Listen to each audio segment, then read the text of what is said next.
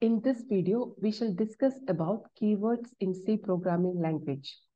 Keywords are reserved words in C language.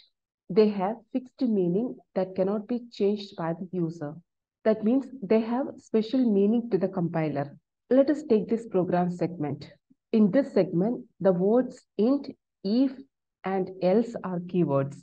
Their meaning is already known to the compiler. When the compiler encounters a keyword, it proceeds with the meaning conveyed by the keyword.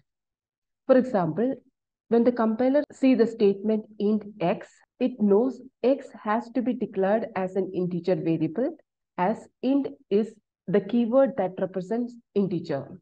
There are 32 keywords in C programming language. These are the keywords in C language. These 8 keywords represents data types.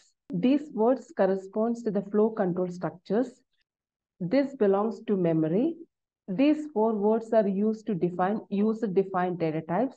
These 4 words are storage classes, and these are related to functions. All keywords are in lowercase letters. We will learn each of the keywords in the coming videos when we use them in different contexts.